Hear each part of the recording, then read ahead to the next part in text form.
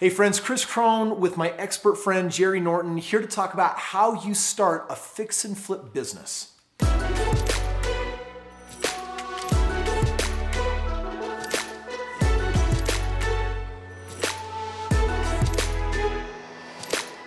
So fix and flip really is, Jerry, the buzzword because people are thinking fix and flip must mean make a lot of money. That can be a misconception. It can also be true. We're here to dispel it and really share with you the 6 steps of what it really takes to start a fix and flip business. These are not my 6 steps. So if you like them, blame him. If you don't like them, blame him. But he is the expert. So listen, he is really the one to be learning from. Well, and here's the thing. When you talk about a business to me is something that you can repeat and you have processes and there's a way that it can be done again and again, right? That's a business. Systematized, right? The number one mistake most people make is they don't think about the processes and systems. They just go out there and chase after a deal and then maybe do a deal, maybe make some money and then, and I'm going to start all over again with this process. What we want to do is we want to look at it, break it down, and then put in place a process to do each one of these steps. Okay, so here we have them. All right, let's go through it, man. All right, so number one is obviously we have to find a deal, right? This is our lead acquisition or our lead generation. It's getting out there and looking for distressed real estate that you can pick up for a good deal. Because if you want to fix and flip business, you need something to fix and flip. That means that you got to have a house. That's right. And if you're going to do 4 the first year, then your system needs to be able to find 4 succulent deals that you can rock out. Yeah, so first we have finding.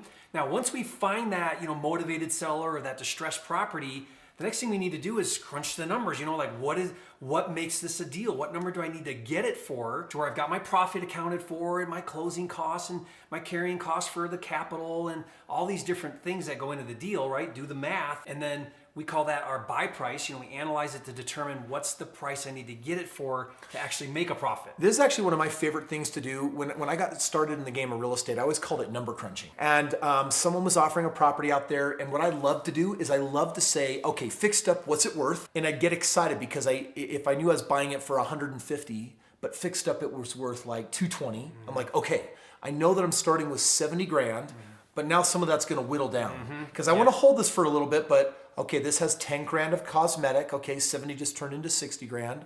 But I'm gonna hold it so I don't have carrying costs with the way I'm doing it. I don't have selling costs. It's just 10 grand. So I'm like, okay, I can lock down $60,000 of equity.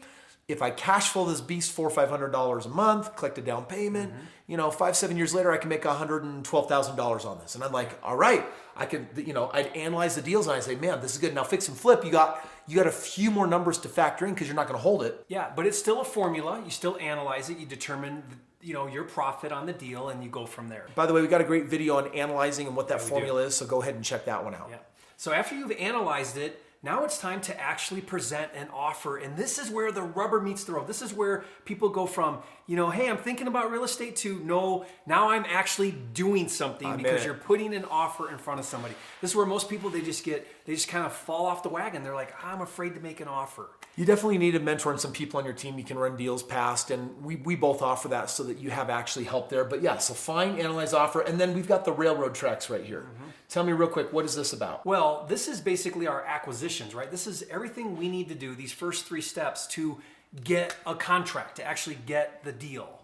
Once we have the deal, we have that executed contract, we now have some options. Our exit can look like anything we want. We could keep it for a buy and hold. We could fix it up and flip it to a retail buyer. We could actually wholesale it to another investor and let them deal with it. This second half, these next 4 steps, this would be basically I like to call operations or our exits, right? How am I gonna now exit out of this deal and actually make some money? To do that with fix and flip, we've got 4 steps. So let's talk about the 4 steps. First of all, if you're going to fix and flip that property and you've got a contract, you've got a closing coming up in 3 or 4 weeks, guess what you gotta do? You gotta have funding. You gotta have money put together so that you can buy that property from the seller. You gotta have capital set aside for your repairs, right? There's no way around it. You've gotta have that capital in place to do a fix and flip. You might be using bank's money, partner's money, hard money. There's all sorts of different options that you have, but you gotta line that up because at this point, you don't have to have any of those resources. You basically found it, you tied it up, and then That's you gave it to someone else and you wholesaled it for a nice tidy profit for yourself. But at this point, you're saying, now I want to actually acquire the asset. That's right. And it's for me to resell, or it's for me to hold, or to do what I want with. So you got to fund it. So you've gone to the closing, you funded it, you now own that property, even if it's for a short time, you own that property. Now what you have to do, you have to manage now the repairs. And it could be carpet and paint, it could be clean it up, put it back on the market. It could be, we're gonna be, new roof, new siding, new windows, new doors, new trim, kitchen. It could be an extensive rehab, whatever it is. You've got to then manage that renovation. And then your last step is put that baby on the market and find a retail buyer, a homeowner that's gonna buy it. One of the things that I hate about flipping is it's like, okay, I bought it for 100 and it's worth 200. Yeah. But then I'm like, I got to pay the seller costs, and I got to pay the closing costs, and I got to give them a little bit of a discount, and I got to, and all of a sudden it's like, oh, I found so much equity, but I can't realize it. If you got the right margins, you can fix it and sell it and actually make a great profit. But what I'll often do is after I fund it, I'll do my rehab, and then instead of selling it, I'll hold it. And what I'll do is I'll do my compassionate financing lease option system, where someone will give me $10,000 more or $5,000 down payment.